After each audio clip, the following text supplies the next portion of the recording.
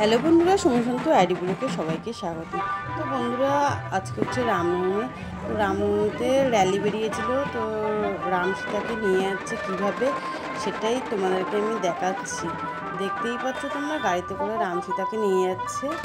তো বন্ধুরা, আমার ভিডিওটা কেউ স্কিপ করে দেখো না, কন্টিনিউ দেখতে থাকো।